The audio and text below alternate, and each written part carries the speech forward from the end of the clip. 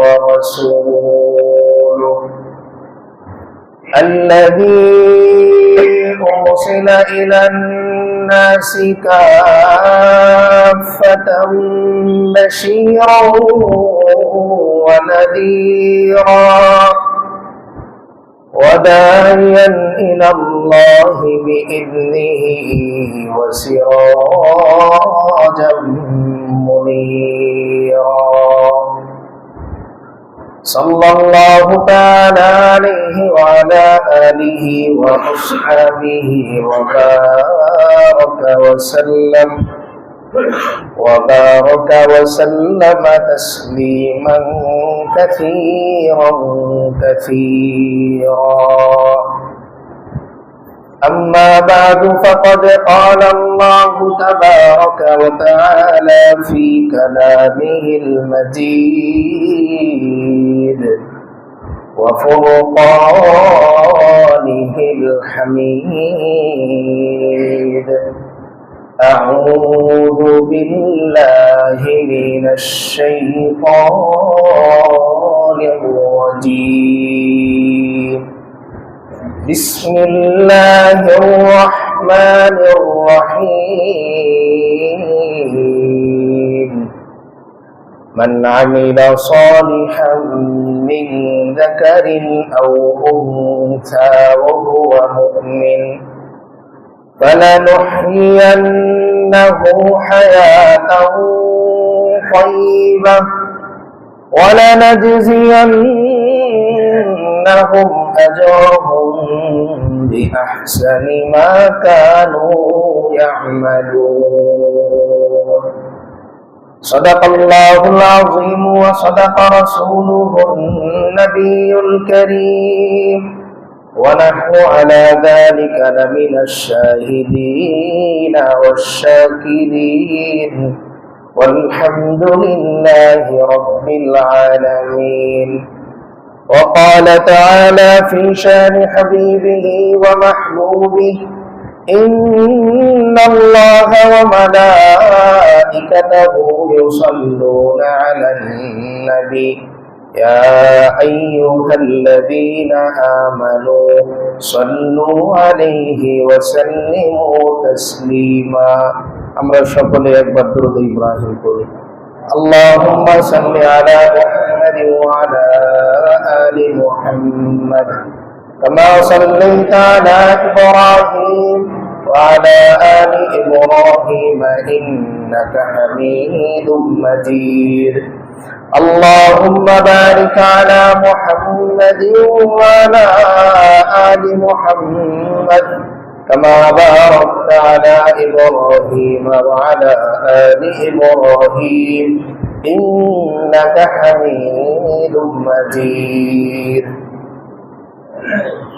উপস্থিত মুরব্বিয়ান ইকরাম, ইসলাম প্রিয়, দিন প্রিয় যুবক ভাইয়েরা, সর্বপ্রথম সেই মহান মালিকের দরবারে লাখ কোটি শুকরিয়া যে মহান আল্লাহ রাব্বুল আলামিন আমাদেরকে ঈমানের দৌলত দান করেছেন মুসলমান হিসেবে এবং তারই বিধান পালনের লক্ষ্যে আজকে আমাদেরকে এই জুমাতুল মুবারাকাকে উদ্দেশ্য করে মসজিদে আসার তৌফিক দান করেছেন।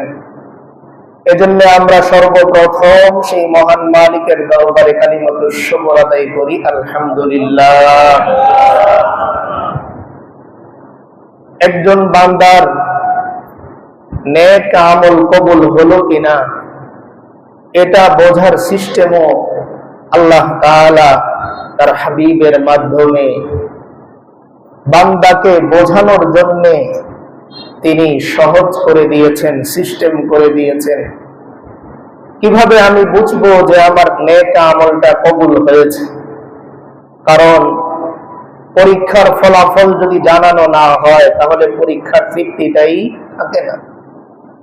কোথাও যদি এরকম বলা হয় যে এখানে প্রতিযোগিতা হবে, সেমিনার হবে, কম্পিটিশন এখানে হবে, কিন্তু এখানে রেজাল্টও প্রকাশ করা হবে না, পুরস্কার বিতরণী অনুষ্ঠানও হবে না, তাহলে এই প্রতিযোগিতায়, কম্পিটিশনে কেউ আগ্রহ করে কি করবে না? নিজের নামটা লেখাবে।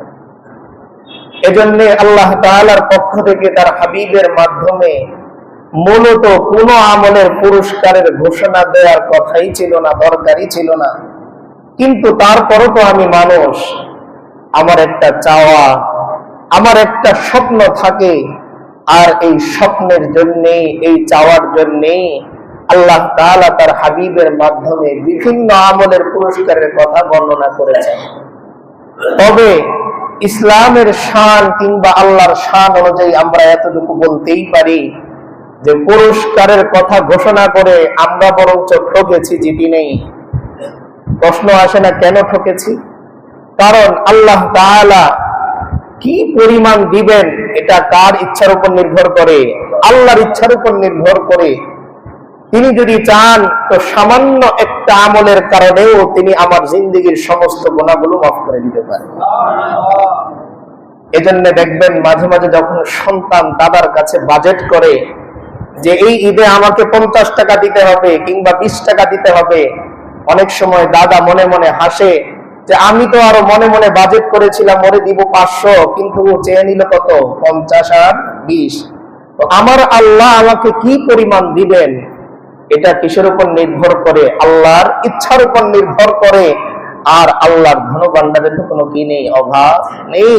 তিনি চাইলেই আমার একবার আল্লাহ বলার কারণে আমার পুরো জিন্দেগীর সমস্ত গুনাহগুলো তিনি নেকি দ্বারা পরিবর্তন করে দিতে পারেন। এরপরেও আগ্রহটা জাগার জন্য, যেহেতু আমরা মানুষ নগদে অনেকটা বিশ্বাসী, নগদ 100 কম হলেও ভালো, এরকম একটা মানসিকতা আমাদের আছে। এই আল্লাহ রাসূল সাল্লাল্লাহু আলাইহি ওয়াসাল্লাম কখনো তিনি নিজে, কখনো সাহাবীরা, কিংবা পরবর্তীতে আল্লাহ রাসূল সাল্লাল্লাহু আলাইহি ওয়াসাল্লামের প্রকৃত ওয়ারিস উলামায়ে কেরাম, হাক্কানি উলামায়ে কেরাম যারা, তারা এই পুরস্কারের ব্যাপারে, আমল কবুল হওয়ার শর্তের ব্যাপারে, চিহ্নের ব্যাপারে তারা স্পষ্ট করেছেন যে একজন মানুষ যদি এই আলামতগুলো দেখতে পায় তাহলে সে মোটামুটি আল্লাহর কাছে এতটুকু আশা করতে পারে যে তার আমলটা কবুল হয়েছে। এজন্য হাজী ইমদাদুল্লাহ মুহাজিরে মক্কি রাহিমাহুল্লাহ, কি নাম? হাজী ইমদাদুল্লাহ মুহাজিরে মক্কি রাহমাতুল্লাহ আলাইহি, ওনাকে একবার প্রশ্ন করা হলো যে আমি যে আমল করি এই আমলটা কবুল হয়েছে কিনা এটা আমি কিভাবে বুঝবো? আমি একটা আমল করলাম, সারা রাত কষ্ট করে আমি একটা আমল করলাম, আমার একটু বোঝা দরকার না আমলটা কবুল হয়েছে কিনা? তো হাজী ইমদাদুল্লাহ মুহাজিরে মক্কি রাহমাতুল্লাহ আলাইহি বললেন যে কোন আমল যদি তুমি তোমার জীবনে দ্বিতীয়বার করতে পারো, খুব খেয়াল করে শুনবো আমরা, কোন আমল যদি আমি আমার জীবনে দ্বিতীয়বার করতে পারি, তো হাজী সাহেব রাহমাতুল্লাহ আলাইহি বলতেছেন যে তোমার এই দ্বিতীয়বার করতে পারাটাই বোঝায় আমার আল্লাহ তোমার প্রথমবারের আমলটা কবুল করেছে। তার মানে প্রথমবার যখন আমি আল্লাহ বলি, দ্বিতীয়বার আল্লাহ বলার তৌফিক পাওয়ার সঙ্গে সঙ্গে এতটুকু আমি বুঝবো যে আমার প্রথম ডাক আল্লাহ কবুল করেছেন। দ্বিতীয়বার যখন আমি করের মধ্যে তাসবিহ গুনতেছি সুবহানাল্লাহ, তার মানে আমার আল্লাহ প্রথমবার সুবহানাল্লাহ তিনি কবুল করেছেন। দ্বিতীয়বার যখন আমি নামাজ পড়তে পারতেছি, তার মানে প্রথম নামাজ আমার আল্লাহ কবুল করেছেন। দ্বিতীয়বার যখন আমি রমজানের রোজা রাখতে পারতেছি, তার মানে প্রথম রোজা আমার আল্লাহ কবুল করেছেন। তো উনি সোজাসুজি এই কথা বলে দিলেন যে কেউ যদি আল্লাহর পক্ষ থেকে দ্বিতীয়বার কোন আমল করার তৌফিক পায়, তার মানে নিঃসন্দেহে আমার আল্লাহ প্রথমবারের তার কবুল করে নিয়েছে। এটা হচ্ছে একটা মাধ্যম। আর 2 নাম্বার মাধ্যম, আমি কিভাবে বুঝবো যে আমার আমলটা আল্লাহর দরবারে কবুল হচ্ছে? তো এটার সিস্টেম হচ্ছে যে কোন বান্দা যদি নেক আমলের সুযোগ পাওয়ার পর একবার আলহামদুলিল্লাহ বলতে পারে, তার মানে আমার আল্লাহ তার এই নেক আমলটা কবুল করে নিয়েছে। কি বলতে পারে? আলহামদুলিল্লাহ, যে ও আল্লাহ মেহেরবানি আপনার, আপনি মেহেরবানি করে আমাদেরকে কি করেছেন? তৌফিক দান করেছেন। এটা মুখে বলতে পারা কিংবা অন্তরে আসা, এই কথা বোঝায় যে আমার এই নেক আমলটা আল্লাহর দরবারে কি হয়েছে? কবুল হয়েছে। এই জন্যই আমরা বেশি বেশি কি করি? শুকরিয়া আদায় করি। কারণ আল্লাহ তাআলা বলেই দিয়েছেন, ওয়া ইদ তাআযারা রাব্বুকুম লা ইন শাকারতুম লা আযীদান্নাকুম যে বান্দা তুমি যদি শুকরান আলহামদুলিল্লাহ বলো, তো আমি আল্লাহ আরেকটা জুমাবারে তোমাকে উপস্থিত হওয়ার মতন তৌফিক দান করে দিই। একবার যদি 10 টাকা দান করার পর আলহামদুলিল্লাহ বলতে পারো, তো আল্লাহ তাআলা দ্বিতীয়বার আবার তোমাকে দান করার মতন তৌফিক দান করে দিবেন। তার মানে আমরা এতটুকু তো বুঝলাম সংক্ষেপে, যে কেউ যদি তার যে অ্যামাউন্ট আছে এটাকে কন্টিনিউ ধরে রাখতে চায়, তাহলে একটা কমন সিস্টেম হচ্ছে তার কি করতে হবে, বেশি বেশি শুকরিয়া করতে হবে। আমি যখন আমার মান্থ শেষে মান্থলি যে টাকাটা আমি উঠাচ্ছি হাতে পাওয়ার পর আলহামদুলিল্লাহ বলবো, তো এটার সংখ্যা যদি 30 হয়, আগামী মাসেও আল্লাহ তাআলা আমাকে অন্তত এই 30,000-এর উপর রাখবে। এজন্য বেশি বেশি শুকরিয়া করতে হবে। কি করতে হবে? বেশি বেশি শুকরিয়া করতে হবে। শুকরিয়ার মাধ্যমে ধনীও হওয়া যায়, শুকরিয়ার মাধ্যমে ধনীও কি হওয়া যায়। এজন্য আমরা শুকরিয়া করব তো আল্লাহ তাআলা আমাদেরকে তৌফিক দান করে। গত সপ্তাহে আমরা আলোচনা করছিলাম, একজন ব্যক্তি যখন নেক আমল করে তখন আল্লাহ তাআলা তাকে 2টি জায়গায় পুরস্কৃত করেন। কয়টি জায়গায়? 2টি জায়গায়। প্রথম জায়গা হচ্ছে দুনিয়াতে, আর পরের জায়গাটি হচ্ছে আখিরাতে। অর্থাৎ তার মৌতের সময় থেকে নিয়ে পরবর্তী যা কিছু আছে এই সমস্ত ঘাটিতে ঘাটিতে আল্লাহ তাআলা তাকে কি করেন? সাহায্য করেন। আয়াতের প্রথম অংশে আমরা পড়েছিলাম যে আল্লাহ তাআলা বলেন, মান আমিলা সালিহাম মিন যাকারিন আও উনসা ওয়া হুয়া মুমিন ফালানুহইয়ান্নাহু হায়াতান তাইয়্যিবা। আল্লাহ তাআলা বলেন, কোন নারী পুরুষের মধ্য থেকে যদি কেউ নেক আমল করে, উত্তম আমল করে, তাহলে আমি আল্লাহ দুনিয়ার জিন্দেগিতে তাকে একটা উত্তম জীবন যাপন দান করব। তার মানে আমার স্বাস্থ্য ভালো রাখার জন্যও আমল করা লাগবে, আমার টাকা পয়সার হেফাজতের জন্যও কি করা লাগবে? আমল করা লাগবে। কেন বারবার আল্লাহ রাসূল সাল্লাল্লাহু আলাইহি ওয়াসাল্লাম বলতেন, কুলু লা ইলাহা ইল্লাল্লাহ তুফলিহুন। শুধু দাওয়াত দিতেন নবীরা এসে এসে যে তুমি কালিমা পড়ো আর সফল হয়ে যাও, কালিমা পড়ো আর সফল হয়ে যাও। কারণ এই কালিমার মধ্যেই সমস্ত সফলতাকে রেখেছেন আল্লাহ রেখেছেন। কারণ আপনি যখন পড়তেছেন লা ইলাহা ইল্লাল্লাহ, এই কথার মধ্যে পৃথিবীর সমস্ত কষ্টের কথা আছে। তার মানে ও আল্লাহ, আমার আপন কেউ নেই আপনি ছাড়া, আমার হেফাজতকারী কেউ নেই আপনি ছাড়া, আমার কোনো বন্ধু নেই আপনি ছাড়া, আমার কোনো অভিভাবক নেই আপনি ছাড়া, আমাকে রিজিক দেওয়ালা কেউ নেই আপনি ছাড়া, আমাকে ভালোবাসার মতন কেউ নেই আপনি ছাড়া। এই লা ইলাহা ইল্লাল্লাহর মধ্যে সমস্ত অনুযোগ অভিযোগ রেখা আছে। এই কালিমা যখন আমি বললাম, তো এই সমস্ত জিম্মাদারি অটোমেটিক বান্দার হয়ে কে নিয়ে নেন? আল্লাহ তাআলা নিয়ে নেন। তো আল্লাহ তাআলা এখানে প্রথম অংশে বললেন যে দুনিয়ার একটা সুন্দর জিন্দেগি, একটা বসবাস তোমাকে আমি আল্লাহ দান করব, এখানে তুমি আরামে আয়েশে থাকতে পারবে।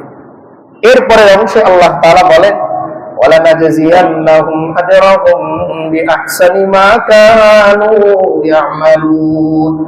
আল্লাহ তাআলা বলতেছেন যে বান্দা, দুনিয়াতে আমি আল্লাহ এতটা প্রকাশ করি না, দুনিয়াতে এতটা প্রকাশ করি না। দেখবেন আপনি যখন টাকা জমাচ্ছে, অনেকে টাকা জমায় বাড়িতে, মনে করেন বাচ্চা টাকা জমাচ্ছে, ওইদের মধ্যে 500 টাকা পেয়েছে, 400 টাকা ওর ব্যাংকের মধ্যে রেখে দিচ্ছে, কষ্ট করে 1 সপ্তাহ চলতেছে বাকি 100 টাকা দিয়ে। কিন্তু বলেন তো 1 বছর পর যখন এই ছেলে আর যে 1 টাকাও জমায়নি, দুইজন একসাথে হবে, তখন যিনি প্রত্যেক সপ্তাহে 400 করে জমাতেন তার অর্জন কত, আর যিনি প্রতি সপ্তাহে যা পেতেন তাই খরচ করে ফেলতেন তার জমা কত? মিলবে না? আকাশ পাতাল ব্যবধান হবে, আকাশ পাতাল ব্যবধান। আল্লাহ তাআলা তার হাবিবের মাধ্যমে বলেন, আদ-দুনিয়া সিজনুল মুমিনি ওয়া জান্নাতুল কাফির। ও আমার হাবিব, আপনার উম্মতদের বলে দেন, আমি আল্লাহ দুনিয়াতে এত বেশি দেখাবো না, এত বেশি খাওয়াবো না, বরং একজন জেলখানার কয়েদি যেরকম চাইলেই ভালো মন্দ খেতে পারে না, চাইলেই ঘুরতে পারে না, চাইলেই যেভাবে ইচ্ছা জীবনযাপন করতে পারে না, আপনি আপনার উম্মতদের বলে দেন ওরা যেন দুনিয়ার জীবনটাকে এরকম একটু ধরে রাখে, হারাম থেকে নিজেকে দূরে রাখে, অন্যায় থেকে নিজেকে দূরে রাখে। আর যেদিন এই জেলখানা থেকে মৃত্যুর মাধ্যমে আমি আল্লাহ তাকে মুক্তি দান করব, ওই দিন আমি আল্লাহ তার জন্য জমানো সমস্ত নেক আমলের সওয়াবগুলো তাকে বুঝিয়ে দিব। তাহলে এই দৃষ্টিকোণ থেকে আল্লাহ রাসূল সাল্লাল্লাহু আলাইহি ওয়াসাল্লাম বললেন, মুমিনের বেঁচে থাকা আর জেলখানায় থাকা সমান। বলেন, মুমিনের বেঁচে থাকা আর জেলখানায় থাকা সমান। মুমিনের মৃত্যু হচ্ছে তার জন্য হাদিয়া। এটাই আল্লাহ রাসূল সাল্লাল্লাহু আলাইহি ওয়াসাল্লাম এক হাদিসে বলেছেন, তুহফাতুল মুমিনি আল মাউত। মুমিনের হাদিয়া, মুমিনের সবচেয়ে বড় উপঢৌকন হচ্ছে মৃত্যু।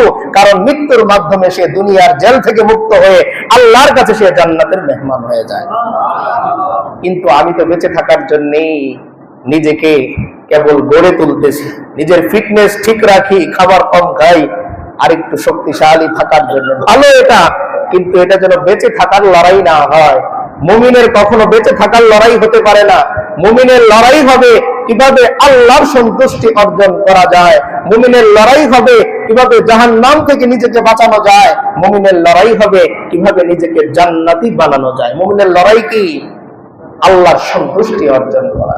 কিন্তু সেই প্রতিযোগিতা থেকেই আমি নিজেকে পেছনে নিয়ে এসে, তাই আল্লাহ তাআলা স্মরণ করিয়ে দেন, ওয়াসারিউ ইলা মাগফিরাতিন মির রাব্বিকুম ওয়া জান্নাতিন আরদুহাস সামাওয়াতু ওয়াল আরদ।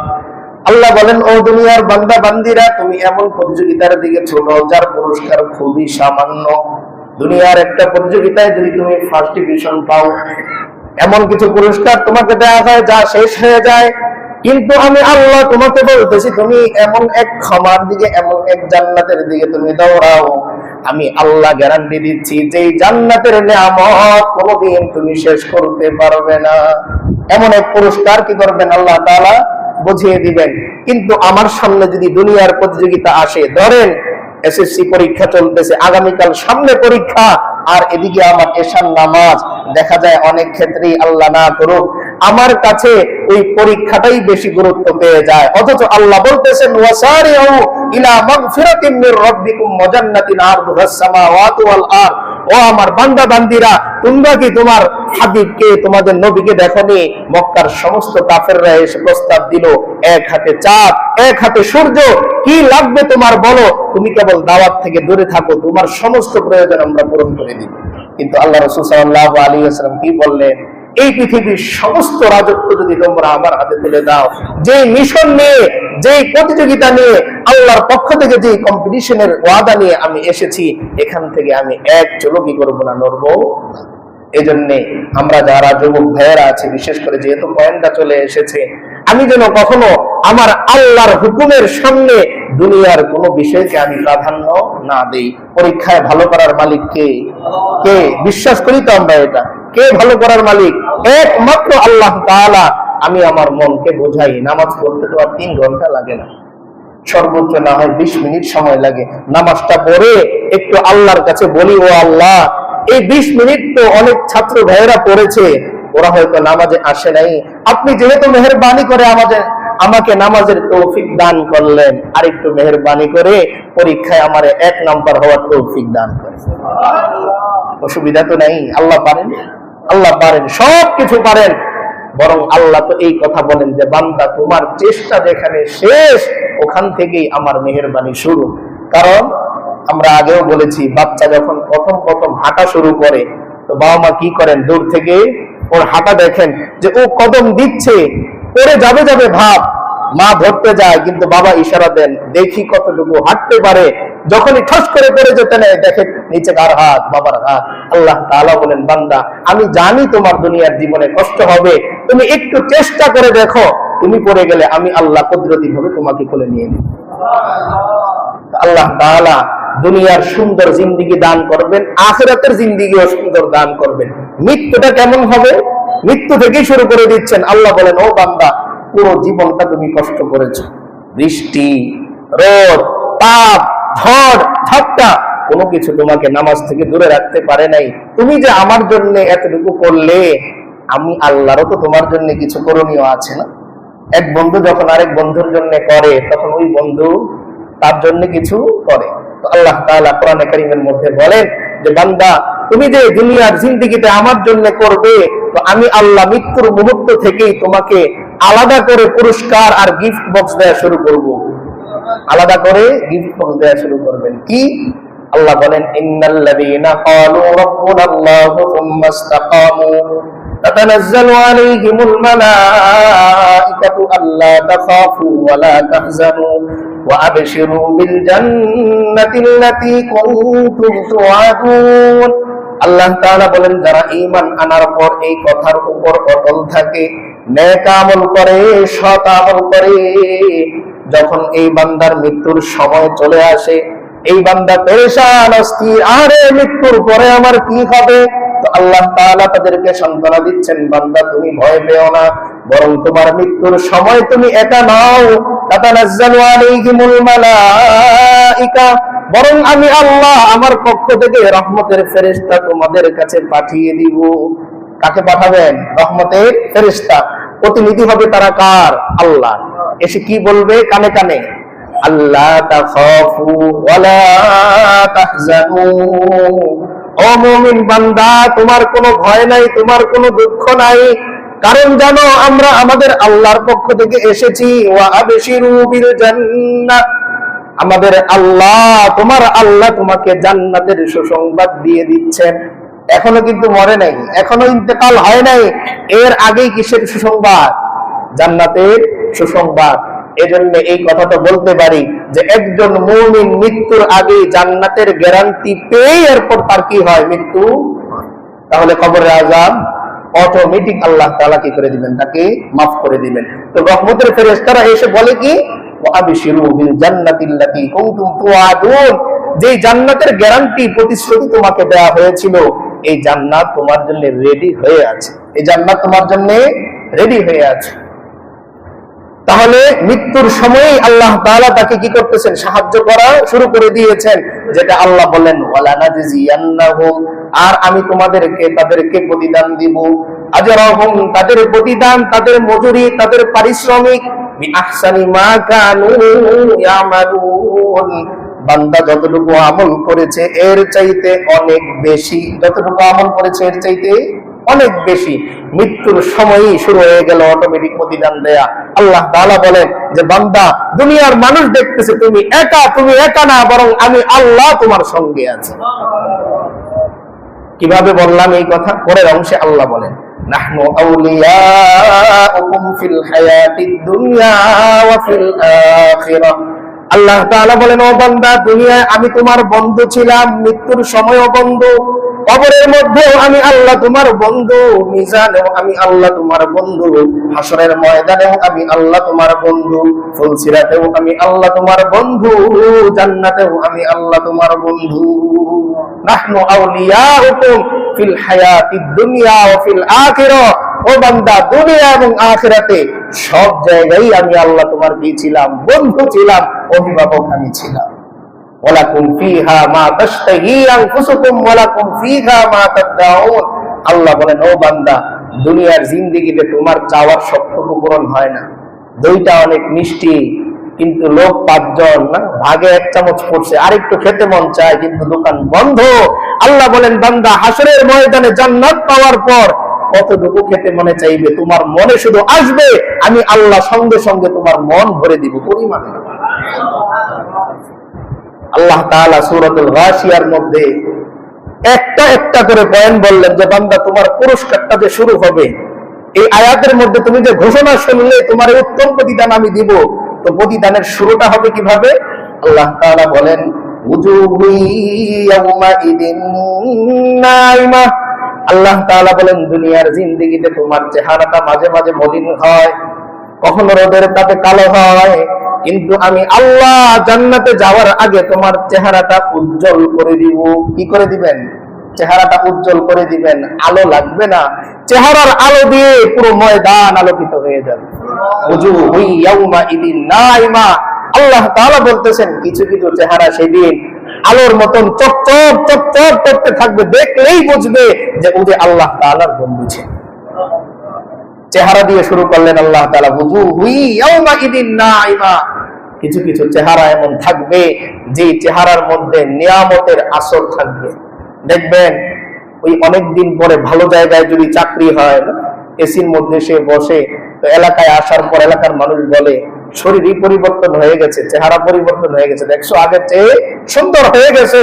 অটোমেটিক কাফেররা বলতে থাকবে, আহারে দুনিয়ায় না দেখলাম ও বেলাল ছিল, হাবশি গোলাম ছিল, এখন থেকে চেহারা থেকে শুধু আলো আলো আর আলো বের হচ্ছে।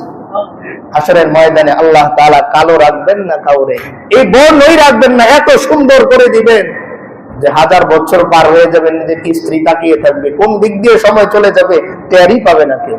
সুবহানাল্লাহ। এরপরে আয়াতে আল্লাহ বলতেছেন লিসাইহা রাদিয়া, ওই দিন মুমিন বান্দারা তাদের চেষ্টার জন্য সন্তুষ্ট হবে। তারা যে দুনিয়ায় এত পরিশ্রম করলো, এই জন্য তারা কি হবে? সন্তুষ্ট হবে। দেখেন দুনিয়ায় কিন্তু আমরা সন্তুষ্ট হতে পারি না। না, আমি অনেক ইনকাম করার পর 10টা বাড়ি করেছি। ঘটনাক্রমে আমার এক বন্ধুর সাথে কদিন পরে দেখা হলো, সে বলতেছে আমি আলহামদুলিল্লাহ 13টা করছি। এখন আমার মনের মধ্যে থাকে, আরে আরেকটু চেষ্টা বেশি করলে মনে হয় আমারও কয়টা হতো? 13টা হতো। আল্লাহ তাআলা বলেন লিসাইহা রাদিয়া, ও বান্দা দুনিয়ার মতন এমন অভিযোগ তোমার থাকবে না, নিজের প্রতি কোনো অভিযোগ থাকবে না, বরং আমি আল্লাহ এমন এক জান্নাত তোমাকে দান করব, যেই জান্নাত দেখার পর তোমার কোনো অভিযোগ অনুযোগ আর থাকবে না, কোনো অভিযোগ থাকবে না। আল্লাহ বলতেছেন এবার থাকার জায়গা তোমার কোথায়? চেহারা তো সুন্দর হয়ে গেল, তুমিও সন্তুষ্ট, এবার তোমার ঠিকানা কোথায়? ফি জান্নাতিল আলিয়া। আল্লাহ বলেন এত উঁচা এক জান্নাত, যেমন উচ্চতায় যাওয়ার পর তোমার আর উঁচা জায়গায় যাওয়ার ইচ্ছা থাকবে না। দুনিয়ায় হয় না এরকম, গরমকালে উপরের যে টপ ফ্লোর আছে ওইখানে একটু বাতাসটা বেশি আনাগোনা করে না? আল্লাহ তাআলা বলেন বান্দা এমন এক উঁচা জান্নাত আমি আল্লাহ তোমাকে দান করব, যেই জায়গা থেকে তুমি নজর করলেই আমি আল্লাহকে দেখতে পাবি। ফি জান্নাতিন আলিয়া, উঁচা হওয়ার প্রত্যাশা আমাদের সবার মনেই তো আছে না? আল্লাহ বললেই তো পারতেন ফি জান্নাতিন, জান্নাতের মধ্যে থাকবে। আল্লাহ বলতেছেন না, শুধু জান্নাত না, আলিয়া, উঁচা জান্নাতে থাকবে। দুনিয়ায় তোমার যত বড় হওয়ার স্বপ্ন ছিল, ওই বিল্ডিং এর মাথায় যদি আমি একটা বাসা করতে পারতাম, আল্লাহ বলতেছেন ফি জান্নাতিন আলিয়া, ও বান্দা আমি তোমার এমন একটা উঁচা জান্নাতের মধ্যেই রাখবো। কোথায় রাখবেন? উঁচা জান্নাতের মধ্যে। এরপরে দেখেন লা তাসমাউ ফিহা লাগিয়া, আল্লাহ তাআলা বলতেছেন দুনিয়ার মধ্যে শহরে আপনার বাসা, পাশেই গাড়ির হর্ন শোনা যায় না, মানুষের আওয়াজ শোনা যায় না? আল্লাহ তাআলা বলতেছেন বান্দা জান্নাতের পরিবেশ, তোমার জান্নাতের সামনে সামান্য পরিমাণ কোনো আওয়াজও হবে না। লা তাসমাউ ফিহা লাগিয়া, আল্লাহ বলেন অপ্রয়োজনীয় একটা শব্দ তুমি সেখানে শুনতে পাবে না। সেখানে যা শব্দ শুনবে তা আমার প্রতিরোধী শব্দ, আর সেখানে যা শব্দ করবে তোমার উচ্ছ্বাসের শব্দ। কিসের শব্দ থাকবে? কেবল দুইটা শব্দ। একটা শব্দ হচ্ছে আল্লাহর কুদরতি শব্দ, আল্লাহ তাআলা ডাকবেন মেহমানদারি করানোর জন্য, আল্লাহ তাআলা বারবার ডাকবেন পুরস্কার দেওয়ার জন্য, আর বান্দা যে আওয়াজ করবে সেই আওয়াজ হবে কেবল আলহামদুলিল্লাহ, আলহামদুলিল্লাহ, ও আল্লাহ এত পুরস্কার আপনি আমাকে দিবেন, আমি তো দুনিয়ায় বুঝি নাই এত পুরস্কার। একজন রিকশাওয়ালা ভাইকে যদি 20 টাকার জায়গায় আপনি 500 টাকার একটা নোট দেন না, সে 20 মিনিট শুধু আপনার চেহারার দিকে তাকিয়ে থাকবে, কিছু বলতেই পারবে না। তো আল্লাহ তাআলা এমন এক জান্নাত বান্দাকে দান করবেন, সে আফসোস করবে আরে আসলেই তো আমার আল্লাহ আল্লাহু আকবার ছিলেন, আমি নামাজ পড়লাম 10 মিনিটে আর তিনি আমার জান্নাত দিলেন এত আলা শানে। বান্দা সেদিন আসলেই অবাক হয়ে যাবে, আর কাফেররা কেবল আফসোস করবে, কাফেররা কেবল আফসোস করবে। এরপরে আল্লাহ বলতেছেন ফিহা আইনুন জারিয়া, সেখানে চলমান নদী থাকবে, যে নদী দিয়ে জান্নাতি পানি প্রবাহিত হবে। না, বাড়ির সামনে একটা লেক থাকলে, মনে করেন আপনার সুন্দর একটা নিস্তব্ধ নিঝুম জায়গায় একটা বাসা, এই বাসার সামনে দিয়ে আবার একটা পরিষ্কার পানির লেক গেছে, দৃশ্যটাই কেমন না?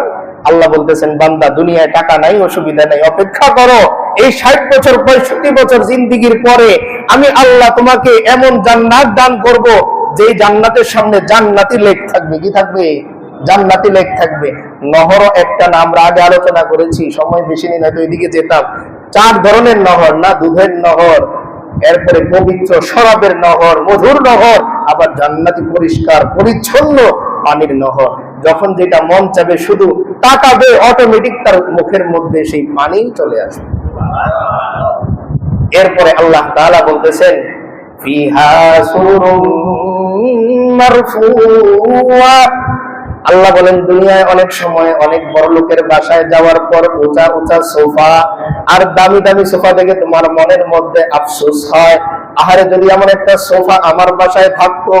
আল্লাহ বলতেছেন বান্দা দুনিয়ায় তোমার সোফা নাই, আফসোস নাই, একটু অপেক্ষা করো, এই সামান্য জিন্দেগির পরে আমি আল্লাহ জান্নাতে তোমারে ফিহা সুরুরুম মারফুয়া, এমন উঁচা উঁচা গদি সোফা আমি আল্লাহ তোমাকে দান করে দিব। ফিহা সুরুরুম মারফুয়া, আল্লাহ বলতেছেন এমন উঁচা, বসবে তো আর উঠতে মনে চাইবে না, বসবে আর উঠতে মনে চাইবে না। ফিহা সুরুরুম মারফুয়া। এরপরে আল্লাহ বলেন ওয়া আকওয়াবুম মাওদুয়া। আল্লাহ বলেন ও বান্দা তোমার স্ত্রীর কাছে পানি চাইতে হয়, আপনার একটু পানি পিপাসা আইসে কি করতে হয়, চাইতে হয় যে আমার এক গ্লাস পানি দাও। আল্লাহ বলেন না বান্দা, জান্নাতে যাওয়ার পর তোমার চাওয়া লাগবে না, তোমার সামনে জান্নাতি গ্লাসের মধ্যে পানি ভরা থাকবে, তোমার সামনে জান্নাতি গ্লাসের মধ্যে দুধ থাকবে, তোমার সামনে জান্নাতি গ্লাসের মধ্যে জান্নাতি মধু থাকবে, তোমার সামনে জান্নাতি গ্লাসের মধ্যে জান্নাতি পানি থাকবে। বান্দা তোমার দৃষ্টি ওই গ্লাসে যাওয়ার সঙ্গে সঙ্গে ওই গ্লাস তোমার মুখের মধ্যে চলে যাবে। ওয়া আকওয়াবুম মাওদুআ। আল্লাহ বলতেছেন বান্দা তুমি যেই জান্নাতে আসবে ওই জান্নাত সাজানোর জন্য ফেরেশতা নিয়োগ করা হয়ে গেছে, প্রতিদিন নতুন করে সাজাচ্ছে। এজন্য আল্লাহ রাসূল সাল্লাল্লাহু আলাইহি ওয়াসাল্লাম বলেন যেদিন আমি মেরাজে গেলাম, ওমরের বাড়ি সেখানে দেখতে পেলাম, আর সেখানের প্রহরীরা বলতেছে ওমর কবে আসবে, ওমর কবে আসবে। আলীর ঘর আমি দেখতে পেলাম, তো সেখানের প্রহরীরা বলতেছে আলী কবে আসবে, আলী কবে আসবে। আমরা তো ঘর রেডি করেছি কিন্তু ঘরের মালিক এখনো আসে নাই, তারা অপেক্ষা করে। ঠিক তেমনি আল্লাহর রাসূল সাল্লাল্লাহু আলাইহি ওয়াসাল্লাম এই হাদিস দ্বারা বোঝাচ্ছেন ও উম্মত দুঃখ নাই, কষ্ট নাই, তোমার বাড়ি সাজানো হয়ে গেছে, কেবলমাত্র বাকি আছে তোমার চোখ দুইটা বন্ধ হওয়া। তাই দুনিয়ার জিন্দেগিটা একটু জেলখানার মতো পার করো, মৃত্যুর মাধ্যমে আমার আল্লাহ ওই সম্মানওয়ালা জান্নাতের অধিবাসী তোমাকে বানিয়ে দিবে। এরপরে ওয়ালা মারিকু মাসফুফা, আল্লাহ বলেন আরো একটু বলি বান্দা শোনো কেমন জান্নাত তুমি পাবা। ওয়ালা মারিকু মাসফুফা, একটা শিমুল তলার বালিশে ঘুমটা ভালো হয় না, আল্লাহ তাও ছাড়েন নাই, বলতেছেন বান্দা ওয়ালা মারিকু মাসফুফা, কোমল বালিশ আমি আল্লাহ সেখানে তোমার জন্য রাখবো, যে বালিশে মাথা দিলেই না আরামের আর আয়েশের ঘুম চলে আসে। শুধু তাই আল্লাহ বলতেছেন আল্লাহ তাআলা বলেন দুনিয়ার মধ্যে অনেক সময় বড় কেউ আসলে লাল গালিচা বিছানো হয়, বিছানো হয় না? এই যে আমাদের মসজিদে দেখেন মাঝখান দিয়ে একটা লাল কাপড় দেয়া আছে না, সম্মানের এটা, তো লাল গালিচা বিছানো হয়। আল্লাহ তাআলা বলতেছেন বান্দা তুমি কেমন সম্মানিত জানো, তুমি যখন জান্নাতে আসবে আমি আল্লাহ তোমার লাল গালিচা দিয়ে সংবর্ধনা দিয়ে এরপরে জান্নাতে নিয়ে যাব। আল্লাহ বলতেছেন ও বান্দা কেন তুমি বোঝো না, তোমার লাল গালিচা বিছানো আছে, তুমি নিশ্চিত থাকো, তুমি শুধু আমল করতে থাকো, দেখবে এসে আমি আল্লাহ তোমার জন্য জান্নাত প্রস্তুত করে রেখেছি, সব রেডি, শুধু বহরীরা অপেক্ষা করতেছে নাম ধরে ধরে কখন আসবে। এজন্য এই যে আমি শুকরিয়া আদায় করতে পারাটা বোঝায় যে আমার আল্লাহ আমাকে জান্নাতি হিসেবে তৈরি করেছেন, তার মানে আমার ঘর রেডি। এজন্য আমারও মাঝে মাঝে মনে পড়ে, ঘরের কথা যখনই মনে হয় তখনই নেক আমলের কথা আসে, আর শয়তান যখন জান্নাতের কথা ভুলিয়ে দেয় তখনই গুনাহের কথা মনে আসে। এজন্য যদি কখনো এরকম হয় যে আপনি বসে আছেন আর মনের মধ্যে আসতেছে দুই রাকাত নামাজ পড়ে ফেলি, তো বুঝবেন আপনার প্রহরীরা আপনার নাম স্মরণ করতেছে, এজন্য আপনার মনের মধ্যে কি আসে, একটু নেক আমল করার কথা আসে। এজন্য আল্লাহ তাআলা যে বললেন নেক আমল করা, কি বললেন? নেক আমল করা, সৎ আমল করা। এই নেক আমলের মূল ধারা কাদের থেকে আমরা শিখি? মূল আল্লাহ রাসূল সাল্লাল্লাহু আলাইহি ওয়াসাল্লাম উম্মতকে কোনটা ভালো কোনটা মন্দ কোরআনের মাধ্যমে স্পষ্ট করেছেন, আর এরপরে দায়িত্ব দিয়েছেন কাদেরকে? উলামায়ে কেরামকে। কাদেরকে? উলামায়ে কেরামকে। ইন্নামাল উলামা ওয়ারাসাতুল আম্বিয়া ওয়া ইন্নাল আম্বিয়া লাম ইউরিসু দিনারা ওয়ালা দিরহামা ইন্নামা ওয়ারাসুল ইলমা। আল্লাহ রাসূল সাল্লাল্লাহু আলাইহি ওয়াসাল্লাম বলে যাচ্ছেন অচিরেই ফিতনা হবে, ঝামেলা হবে, ভাগাভাগি হবে, দলাদলি হবে, কিন্তু তুমি কোথায় থাকবে? তুমি থাকবে আমার প্রকৃত ওয়ারিস আলেম যারা তাদের সাথে, কারণ তারাই তোমাকে পথ দেখিয়ে দিবে কোনটা হক আর কোনটা না হক। তারা তোমাকে দেখিয়ে দিবে কোনটা সঠিক কোনটা বেঠিক। এখন কেউ যদি নবীদের ব্যাপারে এই কথা বলে যে নবীরা ভুল করেছেন, তাহলে তার ঈমান থাকবে? যদি এই কথা কেউ বলে নবীরা ভুল করেছেন, আমার বাবা ভুল করেছেন, মানে তো আমার অস্তিত্বই ভুল, আমি ভুল মানুষের সন্তান। কেউ যদি নিজের নবীর ব্যাপারে কিংবা অন্য কোন আম্বিয়া আলাইহিমুস সালামের ব্যাপারে এই কথা বলে যে অমুক নবী কাজ করতে যে এই ভুল করেছেন, এই শব্দ বলাটাই ভুল, এটা অন্যায়, এর দ্বারা তার ঈমান চলে যাবে। এজন্য কেউ যদি এই কথা বলে তার সাথেও থাকা যাবে না, তার সাথেও কি থাকা যাবে না। একমাত্র হক্কানি উলামায়ে কেরাম যারা নবীদের শান মান বোঝেন, যারা ইলমে ওহীর শান মান বোঝেন, তাদের সাথে কি করতে হবে? আমাদের থাকতে হবে। আর নয়তো আমি তো বুঝি না, আমি পেছনে চলে যাবো, বিসমিল্লাহ খেয়ে যাবো। এজন্য আল্লাহ রাসূল সাল্লাল্লাহু আলাইহি ওয়াসাল্লাম ইমাম যিনি হবেন, নামাজ যিনি পড়াবেন, তার ব্যাপারে বলে গেছেন আল ইমাম ওয়ামিনুন, ইমাম সাহেব জিম্মাদার, তার নামাজের উপরে পুরা মুসল্লিদের নামাজ নির্ভর করে। তিনি যদি হোঁচট খান তো পুরা মসজিদ হোঁচট খান। এই জন্য আমি কাকে আমির মানবো, কাকে মূল মানবো, কার নেতৃত্বে আমি চলবো, কাকে আমার আদর্শ মানবো, এই ক্ষেত্রে আমার ঠিক করতে হবে কি ইন্নামাল উলামা, প্রকৃত উলামায়ে কেরাম যারা, যারা আসলেই নবীর ওয়ারিস, যারা নবীদের শান বোঝেন, যারা কোরআনের শান বোঝেন, যারা উম্মতের ফায়দা বোঝেন, যারা উম্মতের কল্যাণ বোঝেন, যারা বিশৃঙ্খলা পছন্দ করেন না, উম্মতের মাঝে বিভেদ পছন্দ করেন না, তাদের সাথে আমার থাকতে হবে। আল্লাহ তাআলা আমাদের সকলকে নেক হয়ে এক হয়ে থাকার তৌফিক দান করেন, সত্য সঠিক বুঝে দ্বীনের উপর অটল থাকার তৌফিক দান করেন, দুনিয়া এবং আখিরাতের উত্তম জিন্দেগি আল্লাহ তাআলা আমাদেরকে দান করেন। আমিন ওয়া আখিরু দাওয়ানা আলহামদুলিল্লাহি রাব্বিল আলামিন।